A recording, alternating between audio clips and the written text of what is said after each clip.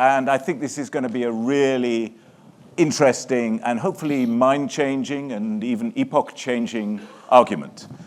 It started off from a kind of informal discussion, actually, with a former French diplomat who, when we were suggesting that the UN and the IMF and the World Bank was in a bit of trouble after the election of Donald Trump last year, she said, "Don't kid yourself. It's over. The West is over in its present form." That's not to say the West is going to crumble, and I don't know whether that's going to produce tears of joy or tears of remorse. It's saying that there's going to be a very new West, and it's probably going to be far more hostile to international collaboration. It's going to be far meaner, and we're already seeing the meanness, because we're seeing it's not just the US government, but it's also all the European governments. I'm very conscious that we have quite a few representatives from the European Union here, but I'm not going to be careful with my words, because we're in a debate. And the European Union is busy transferring budgets that were intended for development finance into budgets to produce arms to kill people. And that is the era we are now in. And against that, we see these new forces in the world. We see the forces of the big economies in the Gulf, $4 trillion of assets under their management. We see whatever people say about the demographics. If China, we see the boom in Chinese technology, the boom in Chinese technological capacity, and a resilient channeling of finance from China. And we see India now growing, I think the fastest big economy in the world, 8%. So I think we're looking at a very new world order. And so at the very least, it's about the West changing into a very different gear. So to argue that out, on my left, I have Arancha Sanchez, or Arancha González, sorry, pardon me, all the way from Paris, Sciences Po, and Bright Simon, all the way from Ghana, Accra. And they are going to caution us about the future of the breakup of the West and what it means for Africa. They're going to send out a few words of warning that be careful what you wish for. Things are going to get a lot more complicated and maybe more dangerous. And on my right, Beverly Ochieng from Dakar, and Carlos Lopes from South Africa via many, many institutions, but you do know the European Union very well, and you are very much at the heart of development finance strategy. And they're going to argue that, yes, the breakup of the West, the change to a new order of the West, is a net positive if, as far as I understand from what you're saying, if governments across Africa focus on this window of opportunity to change the way they do things, and that means development financing for climate green economies. It means, above all, making the continental free trade area work, and it means making the African Union work in terms of security. So it's a big agenda. So I wanted to start off, first of all, to ask Dr. Carlos Lopes to put the case for the prosecution, that the breakup of the West, the change of the West, is a great liberation moment for Africa if the governments can seize it. And before you do, forgive me, Dr. Carlos, before you do, we'd like to, first of all, get the opinion of the hall before your words powerfully sway their mind. So if you agree with the proposition that the breakup of the West, or the Western consensus, is a net benefit for Africa, would you please raise your hands? We've got more than a plurality. We've got a definite majority. This is very scientific, as you can see. Thank you. And those who believe not in this proposition, people who believe that it's a net negative for Africa, please put your hand up. Fantastic. And undecideds? Great, smattering of you, very healthy. Great. Take it away, Dr. Carlos. Well, I was asked to moderate the session with the heads of state that decided on Agenda 2063. And we had a surprise during that assembly, which was the fact that the former Prime Minister of Jamaica, James Patterson, one of the guests and resource persons for the session, decided that instead of starting with a speech, as it's normally the case in such an important occasion, he wanted to play a song. So, and in this assembly of the AU, we got a Bob Marley song, and everybody was kind of surprised with that move. And the song was, "So much trouble in the world." And, you know, a couple of presidents start shaking, then start dancing. After a few minutes, everybody was dancing. And then he said, okay, you know why the diaspora in Africa are the same? It's because we are the only ones that can dance when there is so much trouble in the world.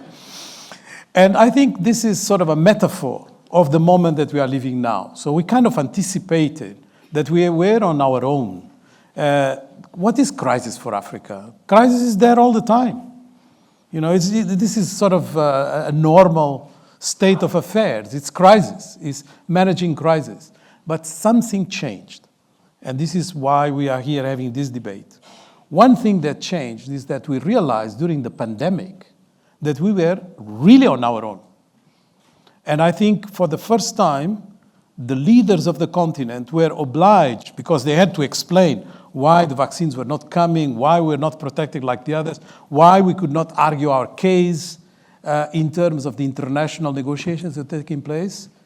They were on the defensive, and they realized that we are really on our own. And after that, we became, you know what? Something that now is attributable to Mr. Trump, but I'm going to steal from him. We became transactional. We became very transactional. We started really going for whatever is going to serve us. And that is really something that anticipated the moment that we are going to live now. And what is this moment? It's not really the disruption that people are talking about. It's not the disruption of erosion of multilateralism. That was already happening. Protectionism reintroduced on trade. That was already happening. Retreat from climate finance. Come on. It was already happening. No centrality for disarmament discussions. It was already happening. So we can go on with a long list, and we come to the conclusion that what is new is not that type of disruption, as people want to believe. ODA was already being eroded. Us being marginalized in trade was already happening. Not having access to capital was already happening. What is new is that now we have a hammer. It's happening in one go. It's happening with a different intensity and with a different speed. That is the real disruption. Not the trend, but the strength. And this strength is like a wake-up call. If Africa does not realize that this world is finally gone as we know it, there will be no more win-win trade. There will be no more easy access to capital. The centrality of ODA in our discussions doesn't make any sense. The institutions that are used to have become legacy institutions. They have processes and instruments that don't work anymore. If we don't realize that, we are not understanding that there is a rise of some, and that rise of some comes with the cost of the others going down. That's why we have to really accept that when it comes to the role of Africa in relation to geopolitical changes, definitely the West is over. Right. Thanks for the opening comments. Can I turn now to Arancha and González and ask you to put the case against Carlos's argument about where we are, because you're now at Sciences Po in Paris, I believe, but you've been at the heart of Western institutions, the European Union, for some time. Could you please put the case, as succinctly as Carlos did, for why we should be very wary about what's happening and the implications for Africa? Let me first tell you that the era of colonialism is over. And we have to make sure that we do not fall into the era of neo-colonialism. What do I mean by that? Africa does not need to wait for the breakup of the West in order to take control of its future. I would argue that Africa has what it takes to take Africa's future in its own hands, and that the breakup of the West is going to create a very turbulent world in which it will have to operate. More turbulent, and here I very much agree with Carlos, because there is a perfect storm that is hitting Africa in a very harsh way. So I do think that the breakup of the West and the turbulence that is creating is very bad news for Africa. First, it means that less attention would be given to issues that matter for Africa and where Africa and the West need to work together. Does anyone believe that we're going to solve the crisis of climate change by the West broken in pieces on one side and Africa at the other side? No. These are global public goods that we need to work to protect together. Does anyone believe that the breakup of the West is going to be good for ensuring financial stability in the world? So I don't think that the environment would be good for Africa. But let me be a bit tougher.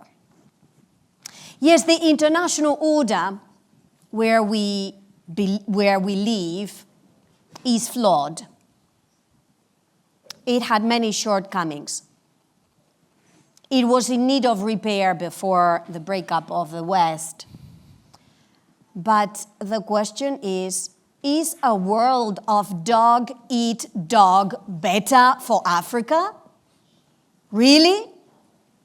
So what's the difference between a US or an EU oligarch and a Russian or a Chinese oligarch?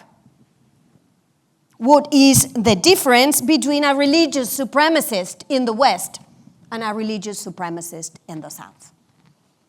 No, the breakup of the West creates even more problems for the African continent, which is why I think we should not rejoice about that. Thank you. Brilliantly put. Beverly, you've now, battle has been joined. Why are you drinking Bissap with the occasional glass of Dakar wine in celebration of the breakup of the West? I think there's sometimes a bit of a misconception that the breakup of the West necessarily means that Russia or China will get an easy foothold on the continent. And I think one of the things that Carlos and I have been talking about is how African institutions need to build a sense of resilience so that they can leverage, irrespective of which partner is approaching them, whether it's the West, whether it's China, whether it's Russia. There has been a bit of momentum. Some of it has been, mishandled. And I think pointing out to COVID-19, pointing out to the conflict in Ukraine, and the fact that Africa continues to fall on the wayside means that there needs to be a reflection inwards on geopolitical realignments, on how to leverage on internal institutions and protocols. The Africa Free Trade Agreement has been brought up a lot, and it took a very long time for many countries to sign on. But the positive projections are, if it is fully implemented in the next 2 decades, then we have intra-African trade increasing by about 35%. If you think about the visa openness index, yes, very few countries are very open to even other African nationals. It's quite sad. I can't go into Togo as easily as I'd like to. I can't go into Ethiopia sometimes as easily as I'd want to. But I think there is some positive thinking around being able to ensure that there's that interconnectivity among Africans themselves to be able to open up trade, to even exchange socially and politically, and to be able to use that to improve our knowledge and our navigation within the continent. And then you think about even Agenda 2063, which the broader picture is that Africa should be able to have a strong standing on the international scene so that it can leverage on various developments, whether it's technology, because right now it's a very extractive relationship, post-colonialism, neo-colonialism, it's still us inviting people to take our resources without necessarily having to pass on expertise or technical knowledge.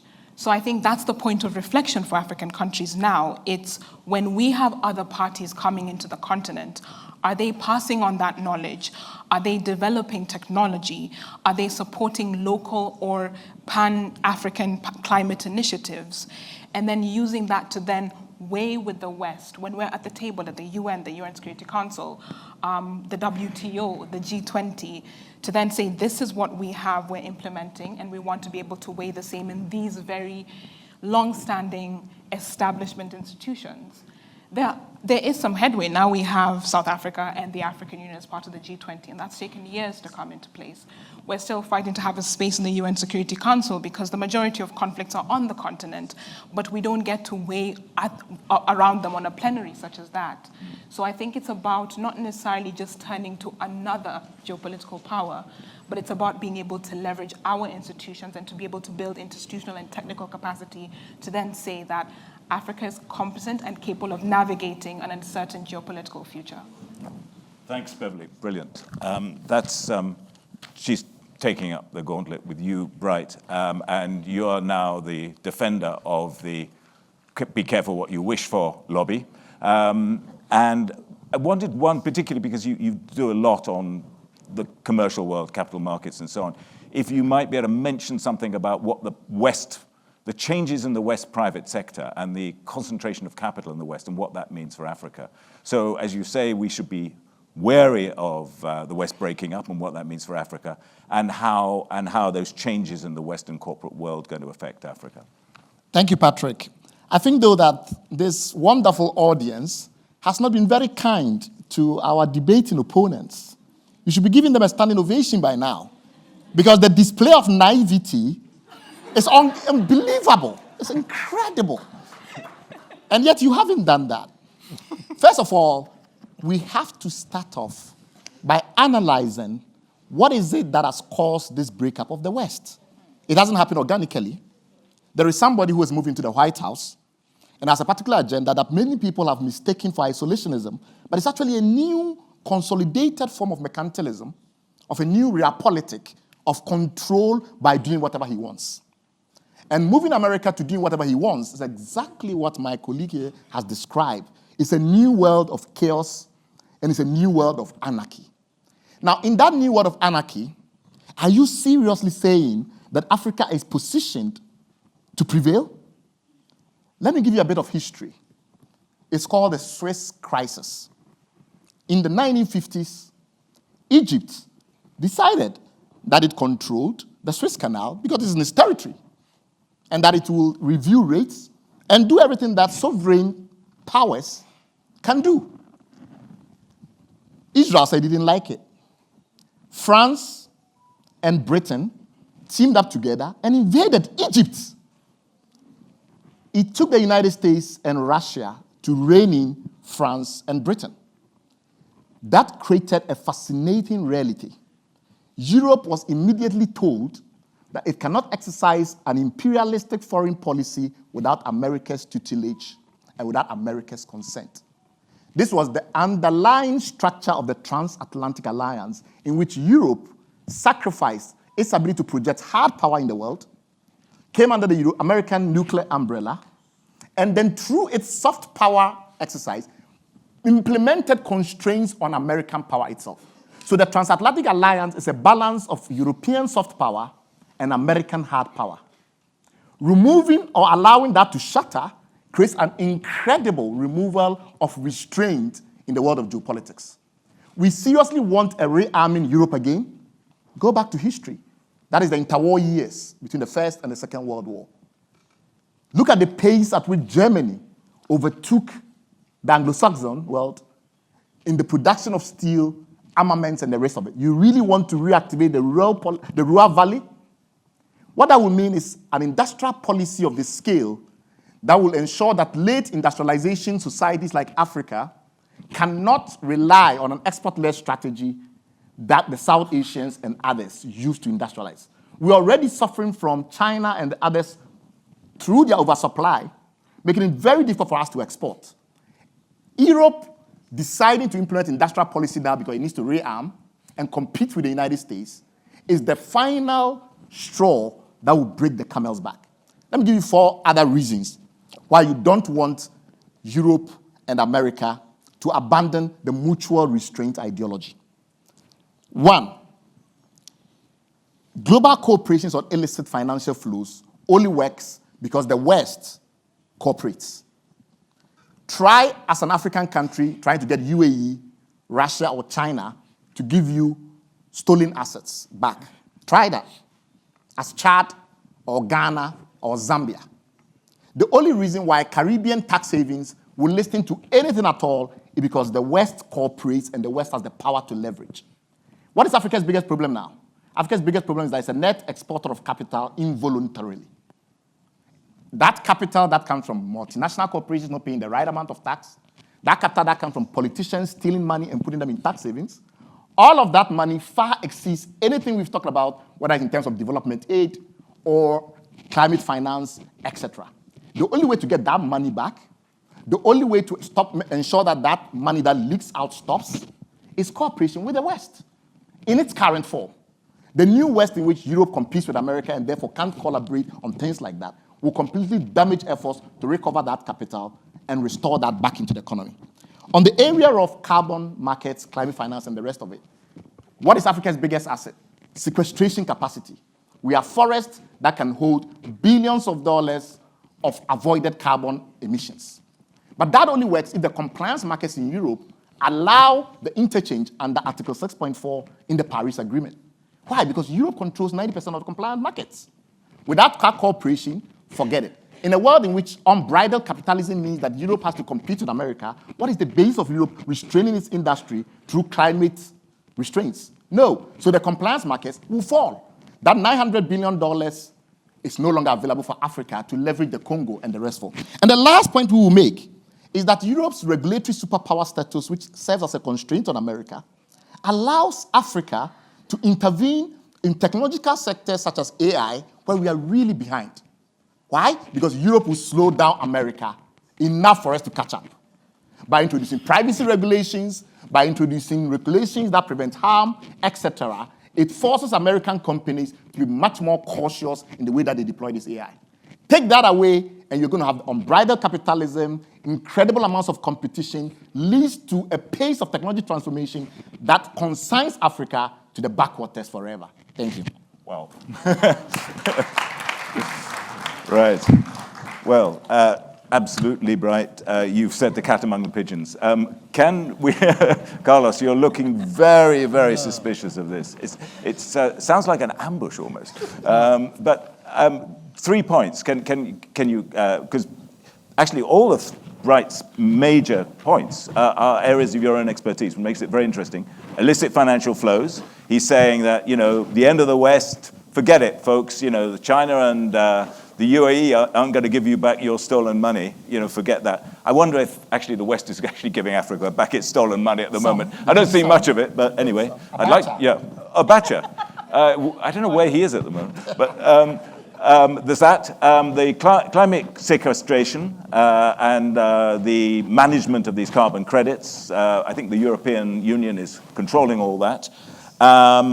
And yeah, I think the weakening of European regulations, the fight with a sort of so-called over-regulated Europe with a sort of free enterprise US, isn't that just going to be disaster for Africa, and it's going to make things worse? I think Bright is confusing his name with his wish. Oh dear. Because let's look at it. His premise is that you shouldn't want the break between the US and Europe. Nobody wants it. It's just happening, period. Now, why are we going to say I'm in favor or not of that breakup? No, it's happening. Let's wake up. It's not something that we are debating here. Second, he says that we should not wish for a deregulated world in some sorts, because we have now sort of a player in the name of the US administration that is undermining the rules-based system. That's more or less what he's saying. The rules-based system has been undermined for quite some time. But we had this idea that we had consensus. What was that consensus? We'll go to a COP, let's say, and we'll negotiate every paragraph, every comma, and we'll be there until the meeting finishes, and we'll still negotiate in the commas and the paragraphs. And then eventually we say, yes, we won, because there is a declaration. And that declaration produced what? Nothing. And this is not just COP. This is WTO. This is every single front where this rules-based system was thinking that progress was being made. Yes, it was progress. It was consensus of language, not of implementation. So now, if that is the case, then, are we going to enter into a phase where we don't have colonialism but neocolonialism? Arancha, please. Give me a break. Neocolonialism has been with us for all this time and is not going to go away because it's premised on a couple of theories that are being infused in every policy that we are supposed to implement. The first of which is the theory of comparative advantages. The way it has been infused in Africa is basically static. Oh, you were, during the colonial times, exporters of commodities without value addition. What are we today? The same. 6 decades of development. That's what they produced. In the structural reality of the African economies, that is the reality. Now, looking into the future, you spoke about tech, Bright. Okay. Well, tech for me is about the skewed concentration of capacity that is going to be in the hands of a very few, most American-based. I say with, sort of a smile, American-based, because if you look into the CEOs of each one of these companies, not a single one was born in America, but it's American-based, so it's about the jurisdiction. It's about what that jurisdiction offers. But look, the reality is going to be AI stealing intellectual property, imploding intellectual property regimes, not applying anymore the principle that you are going to produce where is the fastest, the quickest, and the best, or the cheapest. You are going to be in a world where it's about us, selfish, and for that world, Africa needs to be transactional. It's not about defending the West, neither about defending China, or neither about defending Russia. It's about defending Africa. And to defend Africa is about changing completely the configuration of the discussion. So I don't care whether, the monies of some of the extractive industries that are going to find their places in some of the capitals in Europe or the US is going to be affected by this change. What I care is about building an African architecture that financially is going to retain our savings in the continent. That's what I care.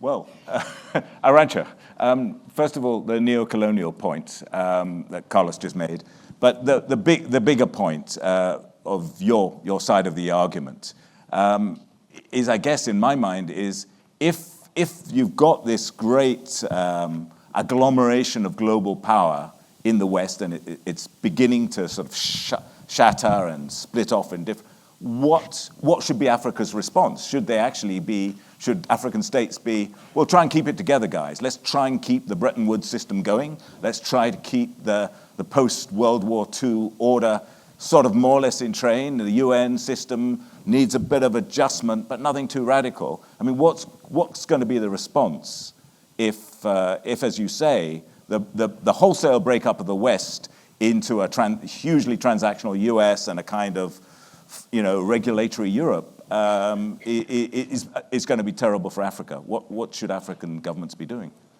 So Carlos is very eloquent, and he tells us that Africa has to choose Africa. And my question is, what is Africa waiting for? Does Africa need to wait for the breakup of the West to do that? What's holding Africa back? What is holding Africa doing its own continental free trade agreement and changing the patterns of international trade and changing the manner in which its finances work and changing the architecture of finance to make sure that the richness that this continent has remains in this continent? So what are you waiting for, Carlos? Colonialism. Oh.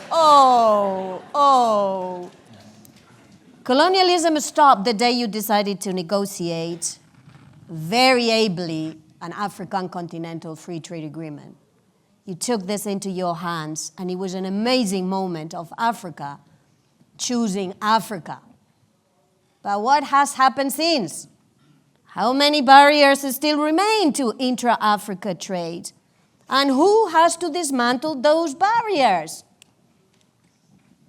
Africa. Then on climate change, you say it's all about commas. You call commas what I call the Paris Climate Agreement. Thank goodness we have the Paris Climate Agreement. Thanks to the Paris Climate Agreement, those that are large emitters, thus is not the case of Africa. Africa is 2% of emissions. But we need all the other emitters to reduce their emissions. What you call commas, I call commitments to reduce emissions so that this continent can survive. So thanks to this Paris Climate Agreement, we can agree that it's far from perfect, but thanks to that, countries have committed to reduce emissions, and now we have a mechanism to check that they are doing it, that the EU is doing it, actually is doing it. By 2030, it would have done what it says it would do, that America is doing it, that China, that is 32% of emissions, is doing it. Final point, we can argue that the international trading system is not perfect. It's not. It needs reform, it does.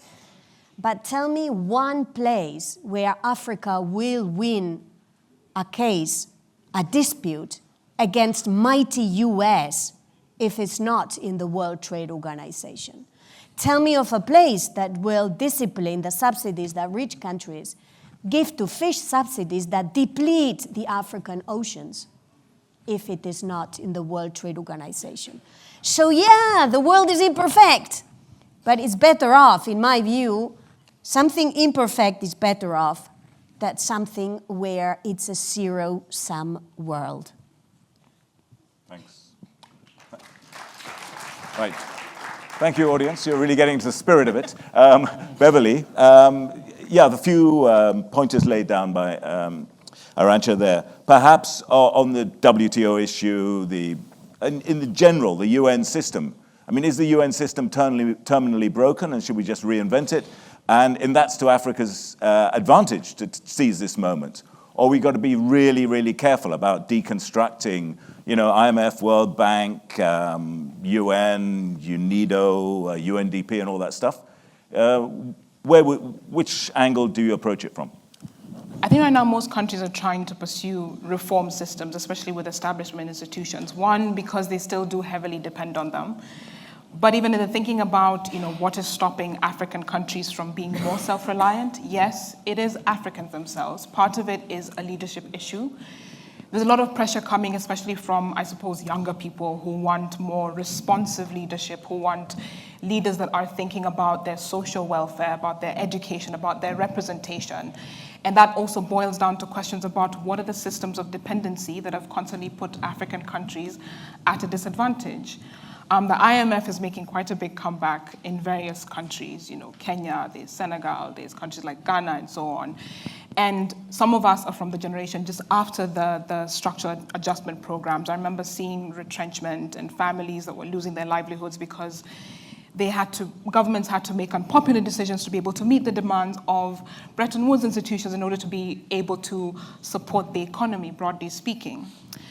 But I think over the years, beyond just calling for reforms, there have been some proactive steps and efforts by, say, the African Union, like we mentioned, Agenda 2063, the Africa Free Trade Agreement, changing mobility for Africans across the continent. That will take a very long time, of course.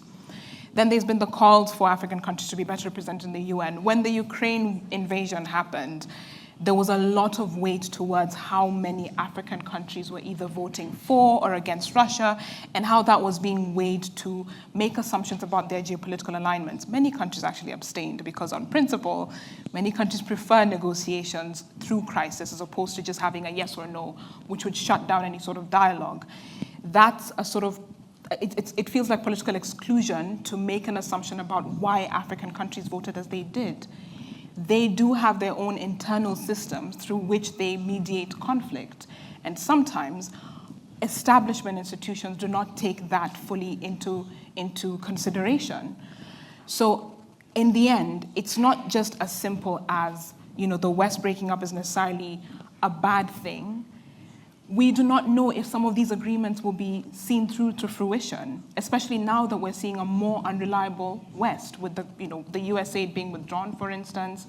We're seeing countries diversify or move their financing away from development towards defense.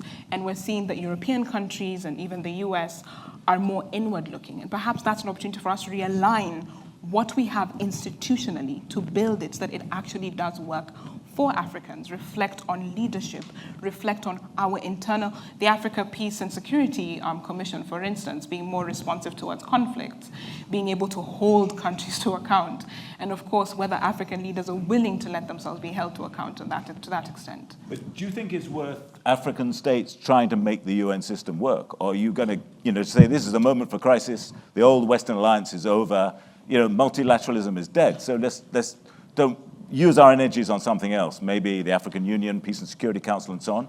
Or do you think African states should start lobbying and push the UN seriously? I'd say because, broadly speaking, the observation has been that Africa is falling off of the agenda, even when they do come up with peace and security initiatives. Like when the Ukraine war broke out, there was a delegation that did go both to Russia and Ukraine. It wasn't taken as seriously as, say, right now the negotiations that the US is trying to back.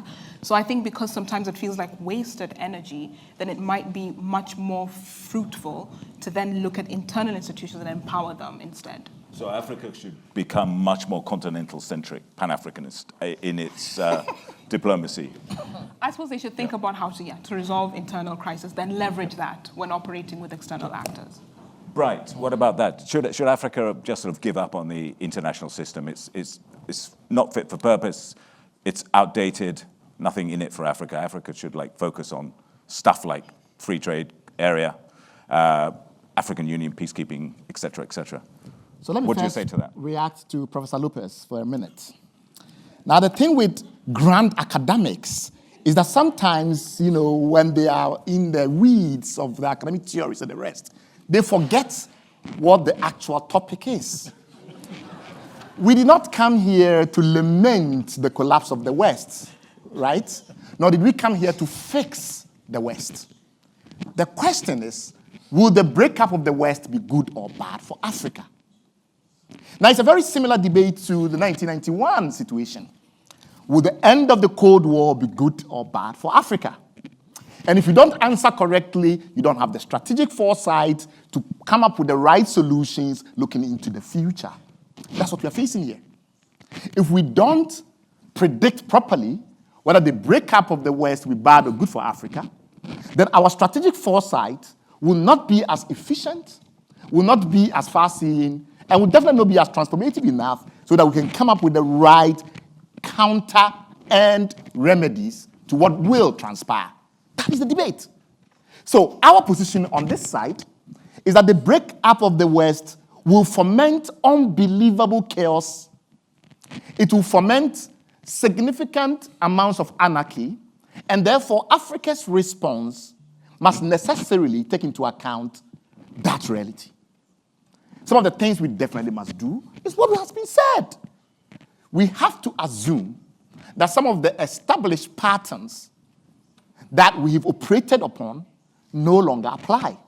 An example will definitely be the case that when we think about climate finance and you do your national determined contributions and the like of it, in the past you assumed a certain rules-based order, Paris 6.4 and others, that you were operating within. Our argument is that that no longer applies in many instances.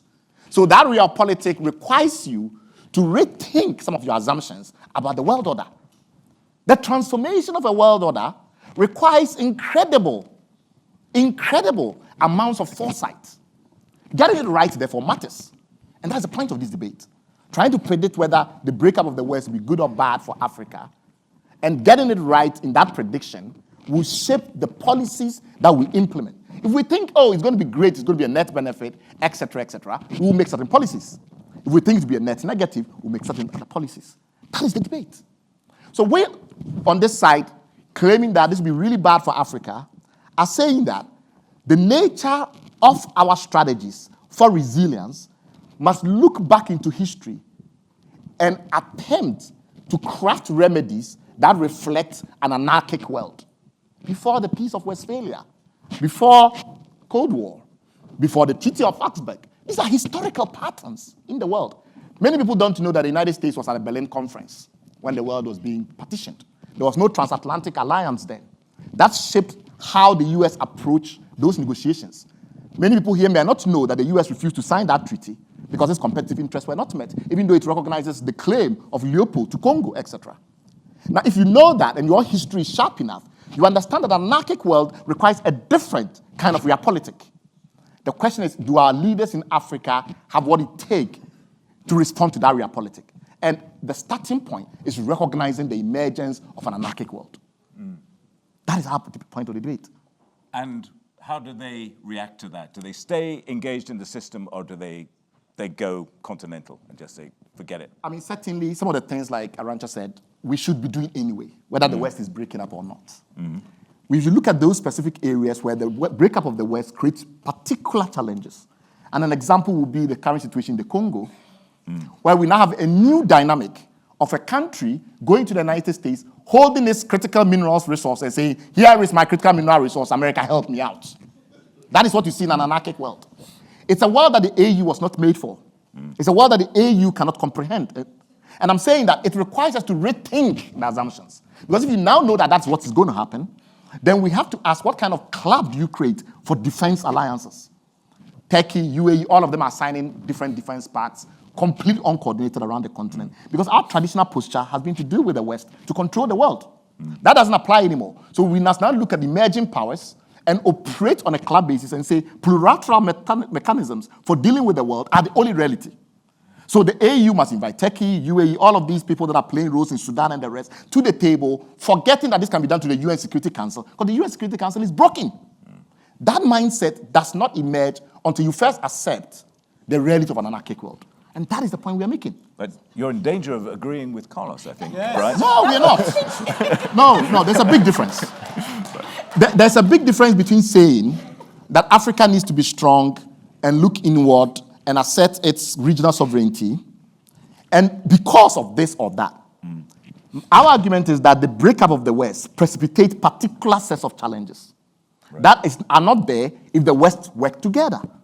Those new challenges require different strategies. So Africa must engage in the international system and actually try to help the West behave better. That's that would be partly. But when the West is not coherent anymore, then you have to use plurilateral methods. You have to find ways in which you engage parties that in the past, the West acted as an intermediary to influence. You can't use the West as an intermediary anymore because the West is no longer cohesive. This is a very different argument from what they are making. Beverly? Yeah, I'm wondering, it feels like what I was kind of saying. I mean, I did point out the fact that when we felt that all the peace initiatives were not, or, Ukraine, Russia were not working, then we did actually have an African mediation. It's just that it may have felt slightly misplaced considering all the conflicts, but it does demonstrate, and I think that war and the voting in the UN did demonstrate there's a lot of leverage for African countries, and that leverage can be replicated, whether it's in the economy, whether it's technology, whether it's human capital. Many times the negotiations tend to be at a disadvantage to African countries, whereby we still reinforce colonialism, exploitation. But I think where we're moving, and it's not just the DR Congo, here are minerals, help us with guns, but it's kind of when you're now thinking of the more deeper points around why are you coming to this region, what are you doing? And it's not necessarily just, there's always the criticism again when African countries go to the joint summits like the Russia-Africa Summit, the US-Africa Summit. They haven't quite had their own discussion about what do we want to leverage in our agreements? And of course, we all have Africa is not a country. No, it is. It's not a country, but I suppose having that strength as a big institution like the AU, the way the EU can be one, is one way of going about it. I have to respond to Bright. Right, if I let Bryce speak now, then you'll have even more to respond to, I'm sure. Yeah. Oh, okay, Carlos. He wants you to speak now, so he's setting up another ambush for you. You see, Bright is nostalgic of the G7 dinner where, there are assigned seats, predictable menu, everybody knows what is going to come out, and everything is fine. That old order is over. He says itself is broken here, is broken there. And then you have Arancha say, okay, but the Paris Agreement has actually reduced. It isn't reduced anything. We are in overshoot period. So all of this thing is just nostalgic moves. We need a bit of music to go with it. But fine if you want to believe it. The reality is very different. The reality is one where we are actually facing a completely unpredictable world, and where, yes, true, we have weaponized uncertainty. Now, weaponizing uncertainty is not just because we have Mr. Trump in the US presidency. It's because of the rise of the rest. That's the problem. It's because this asymmetry that existed with rules is now being challenged by new players. And of course, actually, they are challenging it by playing by the rules, which is the paradox. The reason we don't want to maintain the rules is because China is taking advantage of those rules. So let's disrupt it. That's the reason. We are basically boxing Africa as if it had a debt problem, when in fact Africa has an access to capital problem. If you have the least access to capital, you pay the highest interest rate. What do you expect? So you want to buy a house, Bright? I want to buy a house too. You pay 11%, I pay 0%. Which is going to get the best house? And which is going to be the one benefiting from the situation as it is? That world is the reason why we are in this asymmetric situation. It's not just our making. Yes, of course, we have a lot of responsibilities and we have to exercise agency. But the main problem is fundamentally the way the regulations work, and they didn't work for us. It's not a world that was made for us to get out of the commodity dependency. When you talk about any African country, the first thing that people say is, do they have diamonds? Do they have copper? What is this? I hope you like chocolate, Bright. Because if you like chocolate, you of course know. You of course know because where you are. You of course know that 96% of that value chain of cocoa is not staying in Africa. And when was this established this way? Long ago. When is it changing? I don't know. But this is the moment for policy space. Right. Rise of the rest. So, good or bad? The challenge with Professor Lopes's framing of the world is that he constantly makes the perfect the enemy of the good. So currently things are bad. What should we do? Light the fire. Pour more deep fuel onto the fire. Let the West rapture and let us have, a kind of competition that the world has never seen before, like in the interwar years between Germany and the United States. Let's have rearmament of Europe again. That kind of world will not benefit Africa. The truth is, as I've tried to explain, if this anarchic world is going to emerge, Africans must predict it rightly, and by predicting it rightly, they must design policies that are truly responsive. One of the things that we've done for many decades, which he will not deny, is that we in Africa have outsourced a lot of standards development around the world to the notion of a coherent West. We don't question it too much because there seems to be the case that Europe counterbalances America enough that we don't look too closely. I'll give you very practical examples because now I'm sounding esoteric. I'm sounding like Professor Lopes. But very practically, think of internet policy.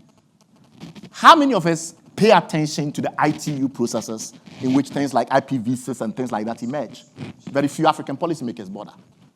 A lot of that work is done in forums in which most of the players are Europe and America going at each other, trying to balance it out. a lot of the standards you see in biotech go something like this. The Americans go GMO all the way, and the Europeans go no, precautionary principle. And then somewhere in the middle, there is a kind of biotech policy that works for the world. That cohesion is going to be broken apart. We can no longer outsource the development of global standards, whether in biotech, in nanotech, in artificial intelligence, in so many of these areas, to the notion of a coherent West. Why? Because of mercantilism. Because of the fact that nationalism is being introduced into every facet of global life. Everything is going to be competitive. So standards that used to be primarily collaborative will now be competitive. If Africans predict this rightly, then Africans all of a sudden have to say, who are our voices in international standard setting forums like the ITU, like the World Meteorological Organization, etc. Space, seabed. How many African voices? Mention a single African expert on space politics. I dare you. Mention a single African expert on seabed politics. I dare you. Why have we done that? Because we've outsourced it to the West. Why not? Because the West in those days was relatively benign because of competition between Europe and America, leading to restraints. Europe listening to America, America listening to Europe, and it led to some kind of restraint. Not unbridled capitalism taking over space or the Arctic or the seabed. My argument is that if that is going away, then we better be prepared. Because now it means that in all of those forums, we need African experts there championing the AU position on the seabed, in space, in AI, in nanotech, in biotech. We don't. If we call it wrongly, we will not. That's the nature of the debate. Right. Thanks. Thank you for agreeing with this side. Well, I think we're having a danger of too much agreement. So into that forum marches Nick Norbrook, and he's going to interview some other experts in the audience who are going to give their competing arguments for and against the motion. Over to you, Nick. It's been quite a full contact sport this afternoon. As we don't pay them their bonuses unless minds are changed, can you just tell me, has anyone's mind been changed yet? One. You're going to have to work harder. There's one mind changed. We're not paying the bonus. And another, apparently? So in the sequence, we will be talking to some expert witnesses who can let us know their perspectives on this debate. Each side will be able to ask them a question if they wish. They don't have to. And we will start with His Excellency, former President of Senegal, Macky Sall, we're very pleased, is with us. He will be answering in the French language. If you require translation, our helpful friends up here will be able to sort you out. Si vous pourriez aider les gens avec une main levée. Merci. Monsieur le Président, merci d'être venu. Bienvenue au Africa Report Debate. Le Sénégal, comme beaucoup d'autres pays en Afrique de l'Ouest, sur tout le continent, a souffert le même problème. Comment faire avec, par exemple, dans les télécoms, des technologies chinoises et les Américains qui disent « il ne faut pas ». Ou bien l'Union européenne et la Chine qui font la compétition pour tous les poissons sur le rivage. Comment le Sénégal a pu gérer ces pressions? Je vous laisse avec cette question. Ensuite, les deux panélistes vont vous poser des questions. Merci beaucoup. Thank you very much. Je ne suis pas expert. Je crois que le panel qui vient de se dérouler a montré des visions prospectives avec beaucoup d'éclat. Je salue tous les panélistes. Je vais plutôt parler, évidemment, du même sujet, mais sous l'angle pratique de l'exercice du pouvoir, faisant face justement à toutes ces pressions dont il a parlé, parce que l'Afrique, si nous voulons comprendre d'où elle est venue, pour pouvoir bâtir une perspective du futur, on ne peut pas négliger les causes de la situation actuelle de l'Afrique. On ne peut pas simplement parler des symptômes sans remonter aux causes de la maladie. Tantôt, j'ai entendu quelqu'un rappeler Berlin, le congrès de 1885, où vraiment l'avenir de l'Afrique a été tracé à la règle. et la partition faite par les puissances coloniales. Et nous sommes partis depuis Berlin 1885 jusqu'aux indépendances, aux différentes indépendances du continent, parfois dans la douleur. On a vu les mouvements de libération, le mouvement de la décolonisation, la participation de l'Afrique dans la Première Guerre mondiale, dans la Seconde Guerre mondiale, et finalement l'accès aux indépendances. Et quand l'Afrique est venue à l'indépendance, voyant la réalité des frontières, elle a dit, si nous nous amusons à remettre en cause ces partages, bien qu'ils soient imparfaits, scélérates, nous allons plonger dans une nouvelle perspective de guerre interminable entre les États. Donc gardons les frontières telles qu'elles sont. Ça a été le consensus dès la création de l'Organisation de l'Unité africaine, devenue l'Union africaine. C'est pourquoi vous voyez toutes ces incohérences. Je prends l'exemple du Sénégal et de la Gambie, deux pays qui en réalité sont un seul. Même peuple, même ethnie, même langue. Mais du fait du partage, les Français ont donné une part aux Anglais là-bas, une petite bande, et ailleurs on leur a donné également une bande en compensation. Ceux-là sont anglophones, les autres sont francophones, des systèmes politiques totalement opposés. Voilà véritablement l'héritage qui a été donné aux Africains lorsqu'ils ont pris leur indépendance. L'autre héritage le plus difficile a été l'Organisation des Nations Unies à partir de 1946, au lendemain de la Seconde Guerre mondiale. Ils étaient 53 États à organiser cette ONU qui était utile, qui est toujours utile, qu'il faut renforcer et fortifier, mais avec des règles qui donnaient la part belle aux vainqueurs de la Seconde Guerre mondiale. Ils avaient le droit de veto, les autres n'en avaient pas. Ils avaient la répartition des responsabilités dans l'organisation. Et aujourd'hui, nous sommes 193 États, contre 53 à la création. Quelle est la part de ces États qui sont venus après les indépendances? C'est une portion congrue. Pas de pouvoir de vote au Conseil de sécurité, pas de membres permanents. C'est pareil pour les institutions de Bretton Woods. On ne comptait pas puisqu'on n'était pas autour de la table. Et ce sont ces règles, malheureusement, d'il y a 80 ans qui continuent à gouverner le monde d'aujourd'hui. Voilà pourquoi, Arancha, j'ai beaucoup apprécié, mais l'Afrique veut se libérer. L'Afrique essaie de se libérer. Mais elle est bloquée par le système multilatéral tel qu'il est aujourd'hui. Et c'est pourquoi nous plaidons pour la réforme de l'architecture financière internationale. Nous plaidons pour la réforme du Conseil de sécurité. Nous plaidons pour plus d'inclusivité dans le système multilatéral. Alors, en plus, on nous fait le procès. Oui, pourquoi l'Afrique se donne à la Chine? Moi, j'ai vécu des exemples très particuliers.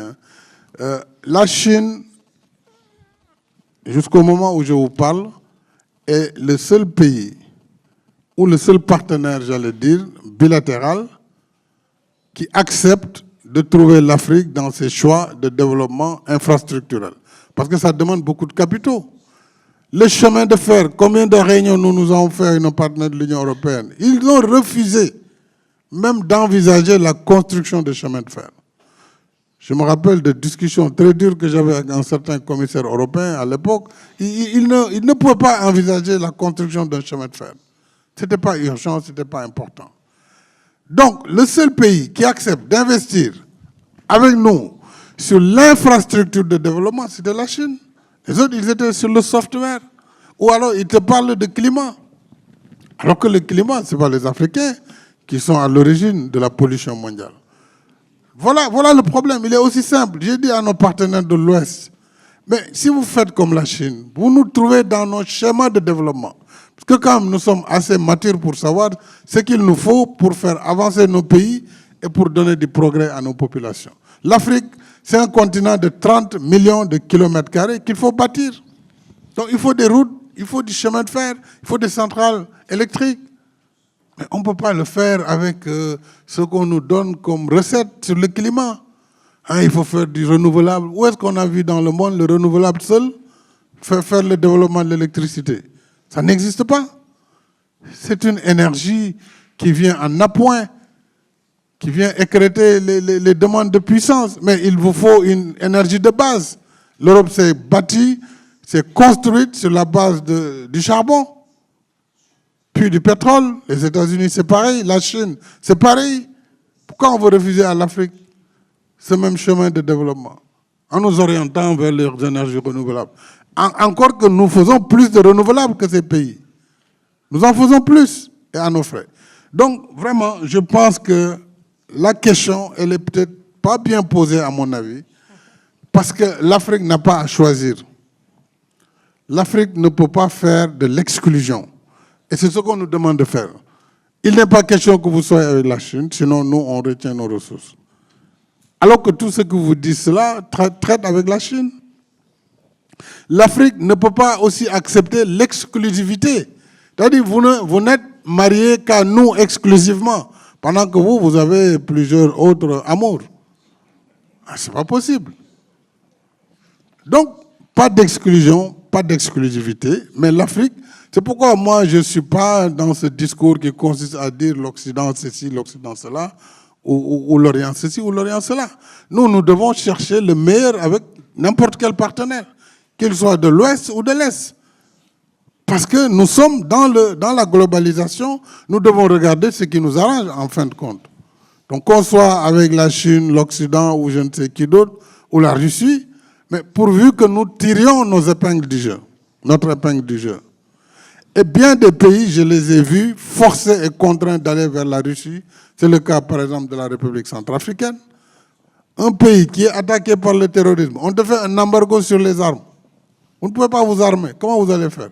Mais la Russie à côté vous dit, moi je vous envoie les armes et les mercenaires. Qu'est-ce que vous allez faire? Donc il faut aussi que les gens s'interrogent sur les pratiques, sur les sanctions qui sont prises tous azimuts.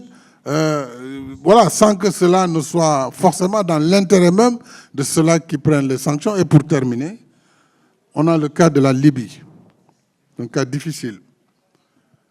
Un pays qui était stable. Quoi qu'on puisse dire, Kadhafi, il est comme il est, mais il tenait un pays pendant 40 ans, un pays qui était en développement, qui avait des ressources. Aujourd'hui, avec l'intervention de l'OTAN, qu'est-ce qui s'est passé? Le pays est défait, le pays est failli. Et le terrorisme est passé par la Libye pour rentrer dans le Sahel. Aujourd'hui, tout le Sahel est infesté. Et l'Afrique est aujourd'hui devenue, par la force des choses, le ventre mou du terrorisme international. Sans qu'il y ait les réponses globales, comme ça a été le cas au Levant, lorsque l'État islamique était là, comme ça a été le cas dans les coalitions en Afghanistan, où on a mobilisé des milliers de milliards pour essayer de vaincre le terrorisme avec les résultats qu'on connaît. Mais ici, où est la coalition multinationale? Où sont les moyens pour aider les pays africains à faire face à ce danger? Donc, au moment où nous avons des problèmes de famine, de maladies, de développement, comme je l'ai dit, il faut en même temps lutter contre le terrorisme. Et il faut lutter contre tout cela. Donc, je crois que nous devons travailler la main dans un partenariat gagnant-gagnant. Dans un partenariat gagnant-gagnant. Moi, je ne rejette pas l'Europe, mais je rejette le partenariat tel qu'il est. Il faut qu'il soit rénové. Il faut qu'il soit un partenariat qui tienne compte, nous, de nos choix de développement et qui tienne compte de nos réalités. Plusieurs États ont été sanctionnés parce qu'on leur a imposé des lois sociales. S'ils ne les adaptaient pas, on les sanctionnait. Jusqu'à la Banque mondiale. On connaît l'exemple de l'Ouganda et là, et d'autres pays. On leur met la pression parce qu'ils doivent changer leur législation sur les soi-disant libertés.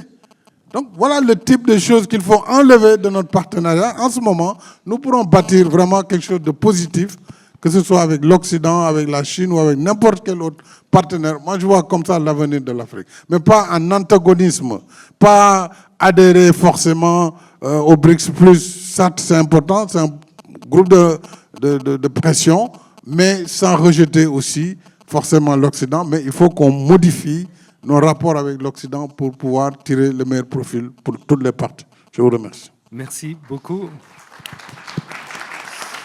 Merci beaucoup. Est-ce que il y a une question de un des deux côtés ou de chaque côté du débat. Does one or the other or both sides of this debate have a question? Plutôt qu'une question, moi je voudrais remercier le président Macky Sall parce que quelque part il l'a pas dit comme ça, mais il s'est aligné avec cette partie de la discussion parce qu'il a dit clairement deux choses. J'ai écouté très attentivement. D'abord, il parle de l'Occident, ça c'est bien. Il ne faut pas choisir, il nous faut tous les partenaires et il nous faut les partenaires en bonne santé.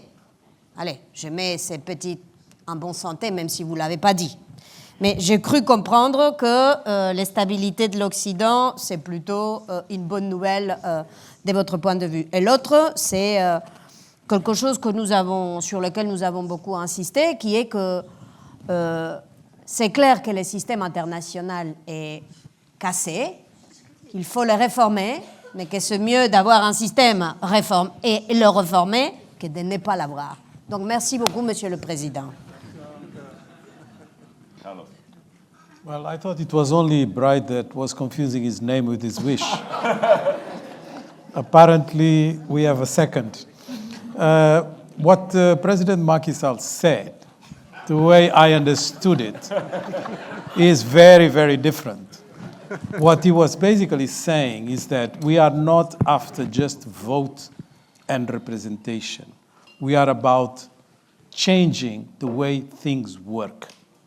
And the way things work, I'm sorry, is not the system that we know, because this is a Western-centered system that is collapsing. So the break, what President Sall is saying, is an opportunity for Africa to seek and make understand that we need everybody at the table, not just one or the other, which means that the break or no break is not our business. Our business is to use that break for the better. Fantastic. It's good to see both sides are claiming President Macky Sall. Merci beaucoup pour votre intervention. I'd like to pivot now and head east to Jin Yong Kai, who started his career in finance, went through various institutions, Goldman Sachs, Morgan Stanley, I think, also as CEO of the IFC, has some relationship with Mo Ibrahim. I think you're on the board of the foundation, and has quite an interesting view of this whole debate.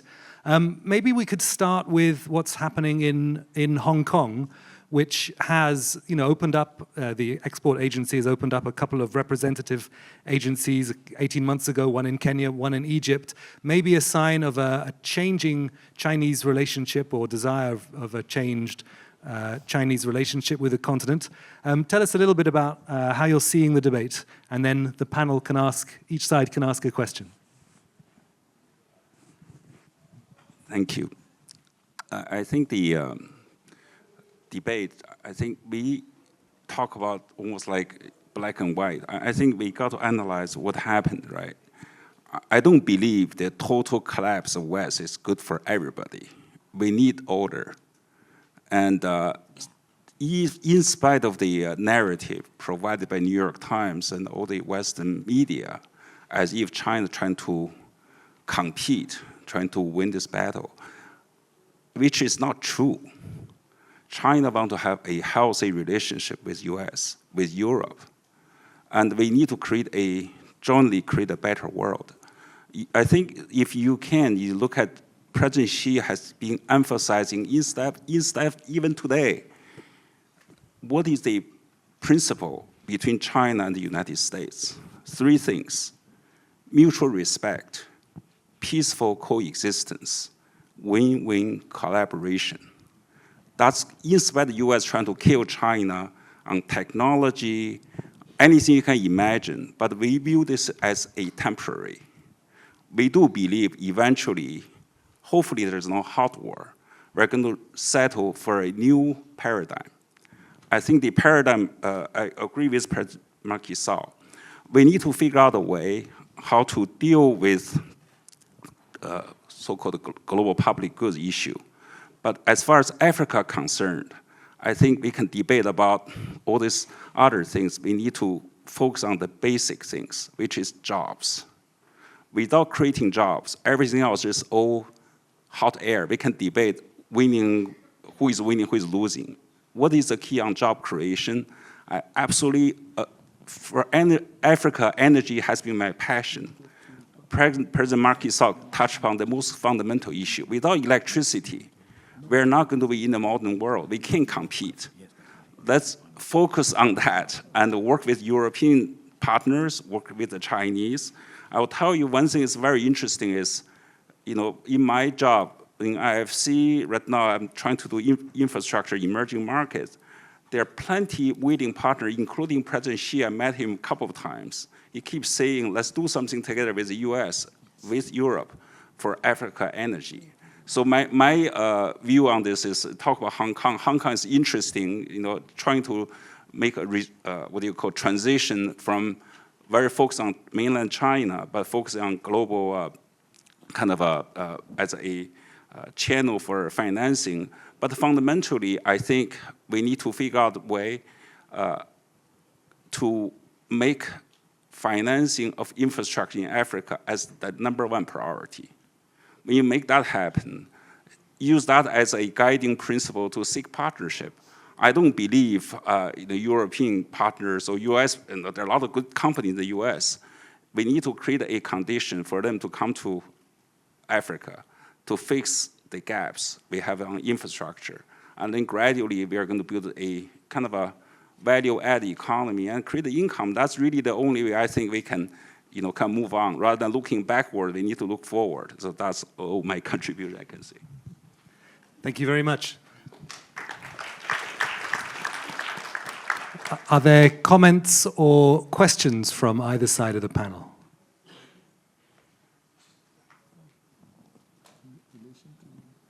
What he's just said about, win-win and all that stuff. Is that a problem? Yeah. Certainly, like every astute observer on the front lines, he completely agrees with us. Because he talks about order being the central component of a world in which Africa has the peace of mind to strategize and to engage. A world in which we are facing chaos on every front, and Africa, therefore, has to constantly be on the edge. It's not a world that allows us room to really operate at the kind of strategic level that benefits us in the long run. And I think that's the point he's making. The point he's making is that order is relatively important. This idea of constant competition, which is being introduced without a focus on collaboration, will not work. And the current model of the breakdown of the Western system is not one in which collaboration is the path forward. That's a key argument. A key argument that it is one of which dog eats dog, unbridled capitalist competition, and a re-intensification of realpolitik. And that kind of world is really dangerous. And if we're going to enter into that kind of world, we have to do so with our eyes wide open. I think that's exactly the point that he's making. And the better we focus on collaboration, rethink the zero-sum game, the better for the world. I think I just have one question that's been, running through my mind in this argument. Why must this order come from the West? Because it feels like we still have to be contingent on it. The constant question that I think you both asked is, what is Africa waiting for? And if Africa can actually create a sense of order for itself and then use that as a leverage, then why must we wait for the more geopolitically chaotic order of the West as it is now? No, but I think we have a problem here. It's not that order comes from the West, it's that disorder comes from the breakup of the West. Huge disorder. Because they were the biggest stakeholders of that so-called order. So now that they're falling apart, we have to rethink, where do we then have a sense of order and certainty? That requires a lot of internal reflection, or am I?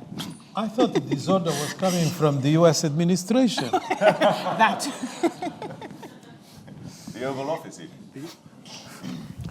We're at a huge danger of agreeing too much with each other. I have the benefit of being able to call on generations even younger than our own, which is pretty astonishing. Frederick Omondi, you're with Kenya's Ministry of the Interior. Kenya's had its own interesting relationship with navigating the sort of the changing international order. I think the Ruto administration got quite close to some of Biden's priorities, sent a security force to the island of Haiti, for example, and has found in Trump a far less easy character to deal with. From your perspective, from this debate, but also particularly on Kenya, where are you coming from? Thank you very much. Allow me not to speak on behalf of the Kenyan government. These are my own opinions. Much better.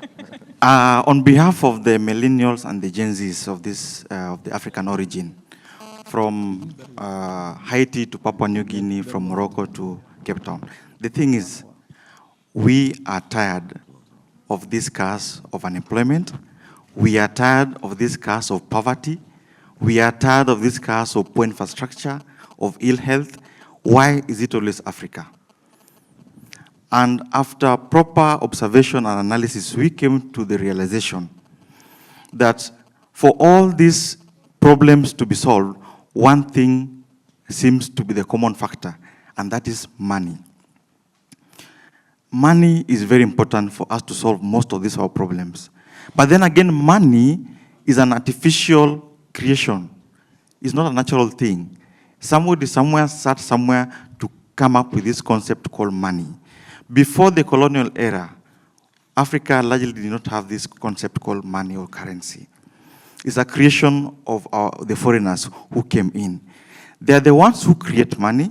They're the ones who distribute money. They're the ones who value money. When I talk of value, I'm talking about valuation. We have different currencies, and these currencies have different values. Africa plays zero role in the valuation of these currencies. Africa plays zero role in the printing of this currency. Actually, all the companies that print money across the globe are Western-owned. And we saw what happened barely 4 years ago during the COVID pandemic, when the US distributed almost $3 to $4 trillion to its citizens to cushion them from the negative impact of COVID. Who did the same for Africans?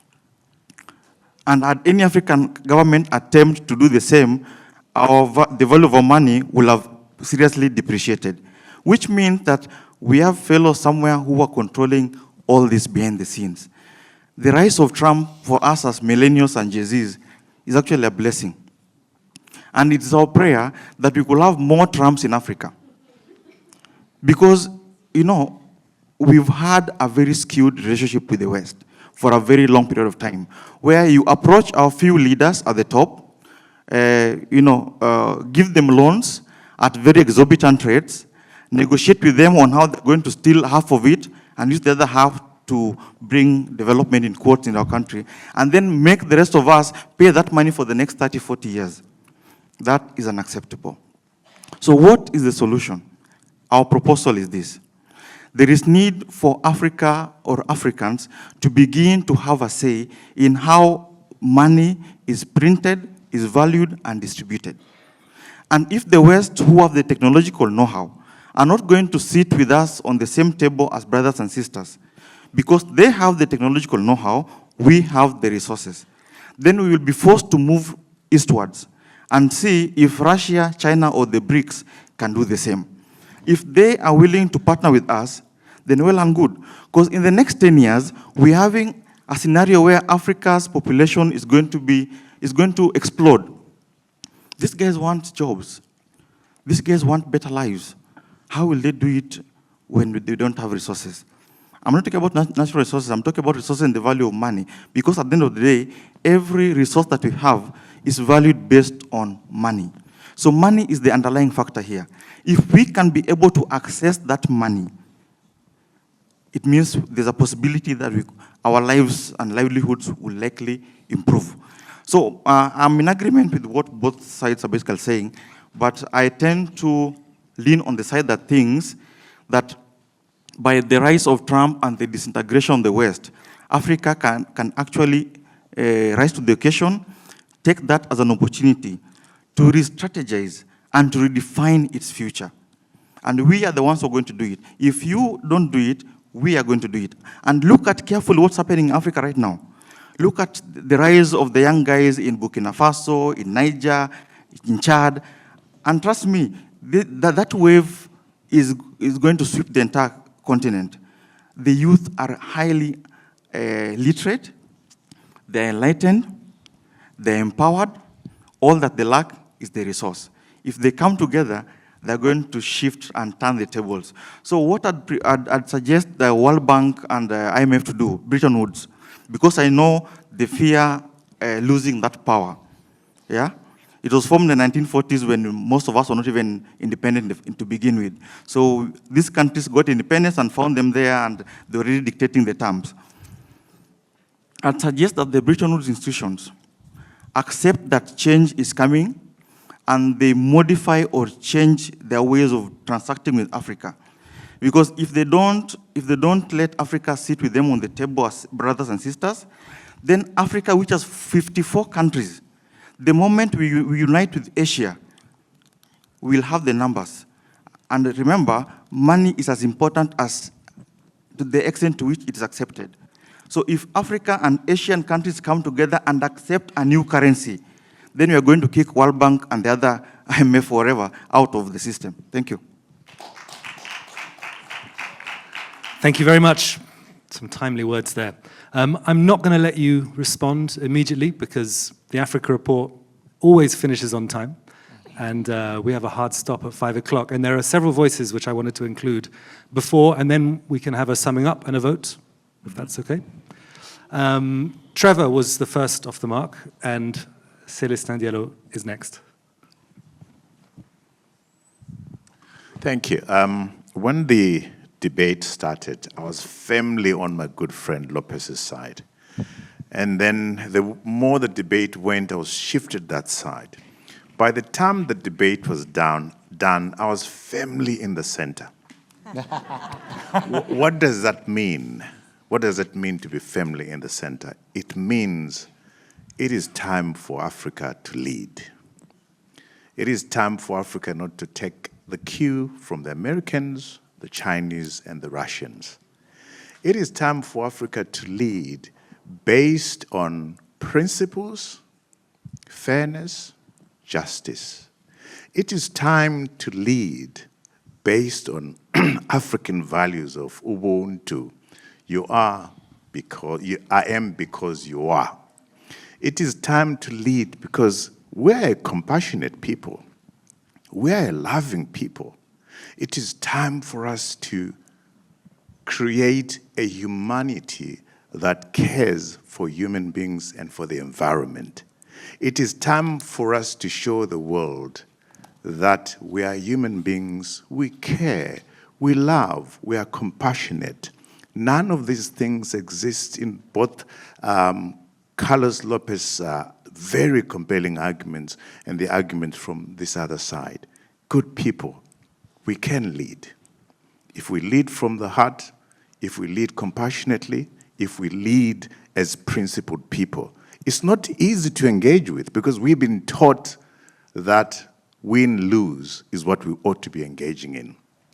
It is possible to come up with a construction of the world that is win-win. You don't have to lose for me to feel good about the world. China doesn't have to win, it doesn't have to lose. America doesn't have to win. The human race must win. And that's where Africa can lead and will lead, if we are courageous enough. Thank you. Thank you very much. We have a question here on my left. Would you like to introduce yourself? Marie-Alix Deputer, founder and president of the Blue Mind Foundation. Actually, I just had an answer for the minister, for the youth minister, because he's mentioned the fact that no African country provide money for their population during COVID-19. But I have to highlight that Togo did.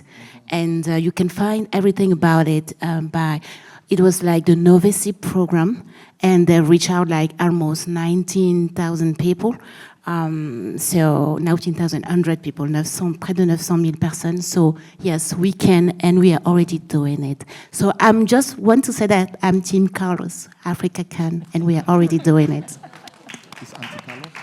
Thank you very much. Célestin Diallo, vous avez une perspective particulière de l'Afrique de l'Ouest. Vous avez entendu ces débats. Où placez-vous plutôt Team Carlos, plutôt Team Bright? Bien, merci. Je remercie et félicite le panel, les membres du panel. Ce matin, Moïbrahim me disait que l'Afrique se met à compter ses amis. Est-ce que la Russie, la Chine, l'Europe, les États-Unis? Je pense que l'effort que nous devrions faire, c'est d'abord d'être nos propres amis. En essayant d'examiner à la loupe notre propre gouvernance, de déceler les faiblesses et de mener les réformes pour les corriger. Parce que nos gouvernances ne sont pas parfaites, il y a plein de faiblesses. On peut se mettre à critiquer les agences de notation, disent que l'Afrique est toujours mal notée. Mais lorsque dans nos États, la gouvernance n'est pas vertueuse, comme on le sait, la justice n'est pas indépendante, les infrastructures ne sont pas là. Essayons d'améliorer le climat des affaires. Au lieu de nous en prendre au cabinet de notation, essayons de faire en sorte qu'on suscite la confiance des investisseurs et des créanciers. Parce que le capital n'a pas d'idéologie. Il cherche la sécurité et la rentabilité.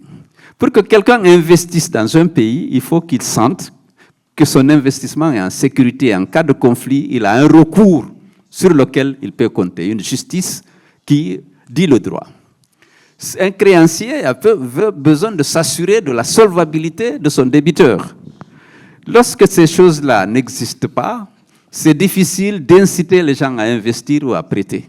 Je pense qu'il faut continuer à mener des réformes, ne pas attendre le Fonds monétaire et la Banque mondiale pour dire, bon, qu'est-ce que nous faisons? Le monde est en ce qu'il est. Le capital est à la recherche de sécurité et de rentabilité et parfois de liquidité. Créons les conditions pour attirer les capitaux sous forme de prêts ou sous forme d'investissement direct. Mais nous avons beaucoup de faiblesses et nous sommes portés à critiquer ce qui se passe à travers le monde. C'est vrai, le multilatéralisme recule, l'aide publique au développement recule. Pour 2025, la France va diminuer son aide publique au développement de 37%, la Belgique de 32%, le Royaume-Uni va passer de 0,5% de sa richesse nationale à 0,3% au lieu d'aller vers les 7% que la communauté internationale avait naturellement recommandé à un moment donné.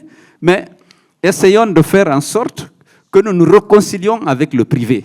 Parce que les capitaux privés n'ont pas d'idéologie. Il faut nécessairement qu'il y ait la confiance.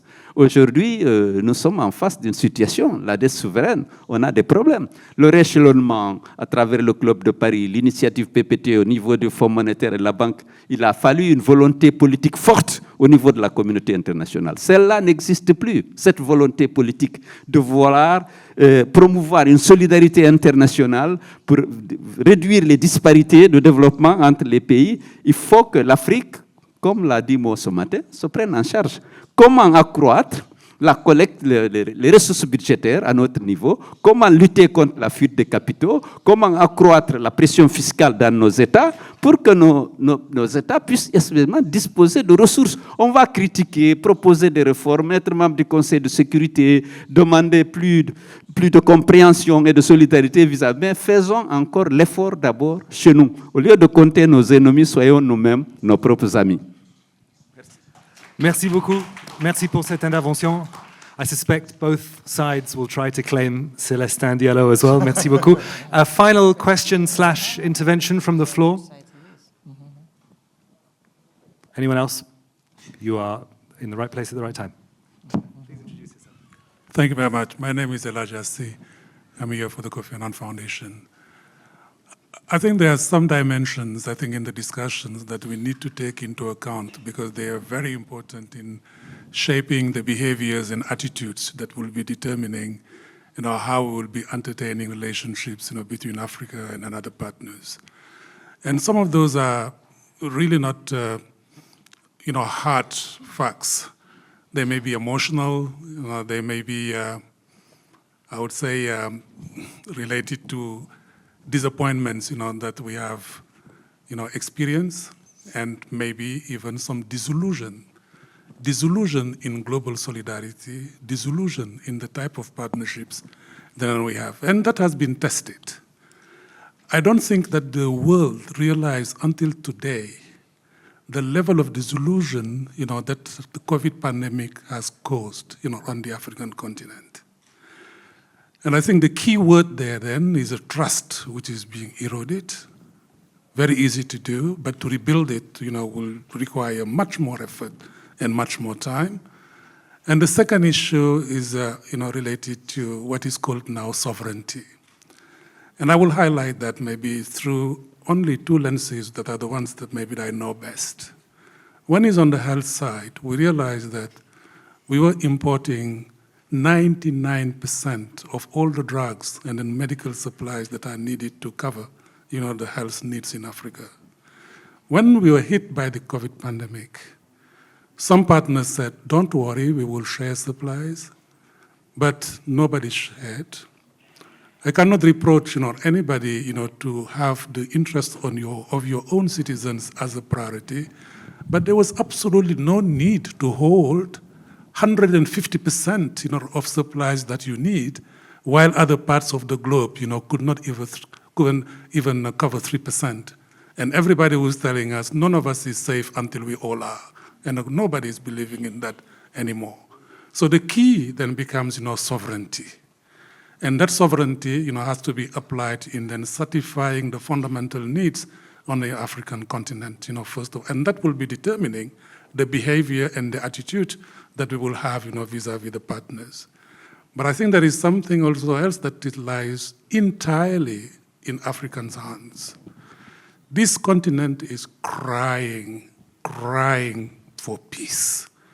Our fellow citizens are crying for peace.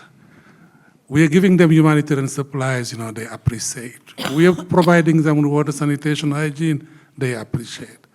But they want to recover their dignity, which is the most important thing, and that cannot be achieved when we don't have the peace and stability. I think leadership is badly needed to get to that level of stability in order to build the sovereignty that is required. And that sovereignty will be the basis that will be determining, what kind of equal partnerships you will be building, either, with Europe or China or whoever that might be. But maybe let's start home. First with our neighbors, and then by focusing on what would be the priorities of our own fellow citizens. Thank you.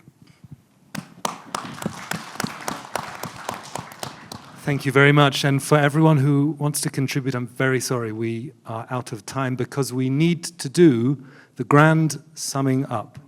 So we'll have a quick summing up from each panel member.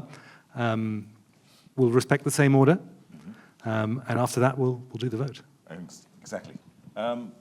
Professor Lopes, it's over to you. Final closing arguments to clinch the case in your team's favor. I wish the order that we know, still the order that we have, was actually based on principles such as capital doesn't have ideology. It does. It does. That's why, defaults in Ghana are not the same as defaults in Argentina. And that's why we pay because we have coups, but Thailand with 10 coups gets more money than an African country. It does have an ideology, and that's the problem. So why is Africa treated unfairly? Because of the rules that have been established up to now, not recognizing principles that we write in so many documents, like common but differentiated responsibilities, and then we immediately forget about them. We go and negotiate at WTO the Doha round. Well, 18 years, not implemented. That was supposed to benefit us. And we can go on with the list. The point is, this current situation is one of disruption with a hammer. And that disruption is creating policy space for us to build the new. So let's build the new. Well, that's eloquent to the point. Arancha, your closing arguments. The breakup of the West is dramatic for America, is dramatic for Europe, and is dramatic for Africa. There is no winner in the breakup of the West. The most important future for Africa, like the most important future for the United States, even if Mr. Trump doesn't know it, and the most important future for the European Union is to work on improving governance, respect for the law, functioning economies which create decent jobs, caring about global public goods, justice, fairness, and an international order that protects everyone against arbitrariness. This is what the future should look like. Anything else is just a short-time placebo for a long-term status quo. Thank you very much. Thank you. Beverly, placebo for long-term status quo or revolution? I mean, generally, I think those arguments do feed into this idea of change and some sort of revolution in institutionalism, in respect for freedoms, in respect for just building strong leaders and mechanisms through which Africa can actually survive through geopolitical uncertainty. So I don't think it's necessarily, the end of the West is an opportunity or it's a belated catalyst towards what has really been needed to push forward institutions that have been fledgling in the continent, to continue doing the work of making it more self-sustainable and much more proactive, not just waiting for something such as this, for it to then build its own strength, but for it to continue supercharging those priorities and protocols and leadership for its sustenance. Thanks, Beverly. Brilliant. Bright. This is your big moment. You have the last opportunity to demolish the opposing argument. First of all, let's remember what we are debating about. It's not whether Africa should stop the West from breaking up, or whether even the breakup of the West is a good thing or a bad thing. It's a very simple question. Would the breakup of the West be good or bad for Africa? And our argument is that it would be bad. There is a world in which a kind of breakup of the West could be good for Africa, I acknowledge. That would be a world in which that kind of breakup is instigated by something else that leads to a race to the top. That is not what is happening today. The breakup that is happening today is leading to a race to the bottom. It's a world in which America says, I'm vacating responsibility for my historic contributions to climate change, forcing Europe to think whether they will carry that burden themselves, or whether they also should loosen up their responsibility. It's a world in which we are allowing the West to cop out of its historic responsibilities by claiming that they don't have to repair the damage that was caused by colonialism, by providing aid, by providing reparations. Because if America says we don't care, and Europe says, okay, we are not going to bear the brunt, we are also going to vacate our responsibility, that is a world that is worse for Africa. Let's not abandon history. History has a lot to teach us. We have very similar examples of unilateral mercantilism and other kinds of excessive geopolitical competition leading to breakups that damaged Africa. Let me give you the most exciting example. Go back to 1971. A certain American president comes to office, looks at US competitiveness, and says, I am not going to do the Bretton Woods project anymore. No more peg to the dollar. I promised you that if you brought your dollar, I'll give you gold back. I won't. I have power to say I won't. That Bretton Woods system was another US-European architecture. It wasn't primarily Africans. We had very little gold reserve to leverage. But what happened? Immediately they did that, the Arabs then immediately said, oh, is that what you're doing? We're going to raise oil prices because we can too. Which continent was the biggest sufferer of the Arab oil crisis? Africa. It was the train of events in the 1970s that led to the instabilities that we've seen, which in the 1980s led to the structural adjustment programs and economic reform programs that Beverly complains about.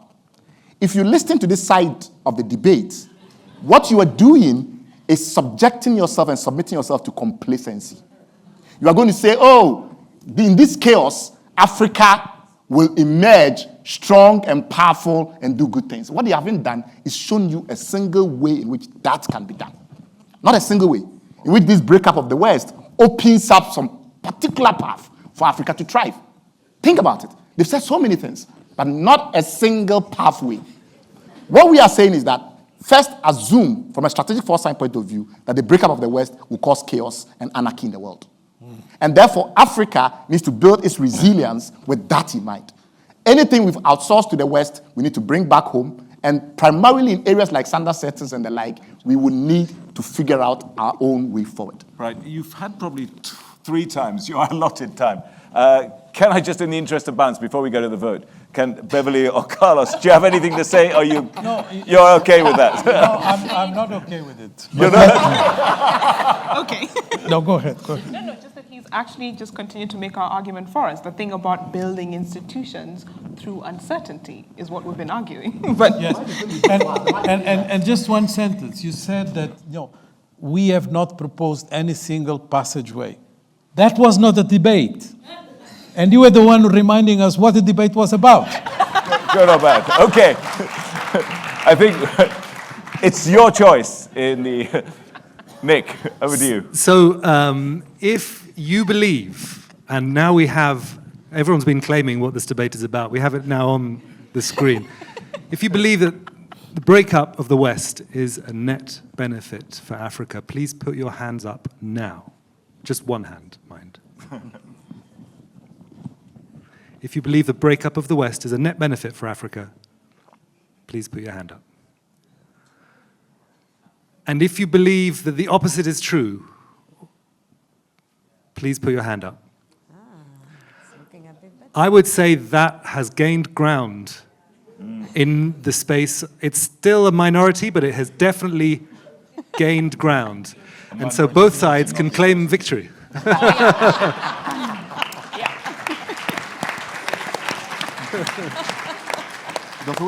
Thank you so much for attending the Africa Report debates.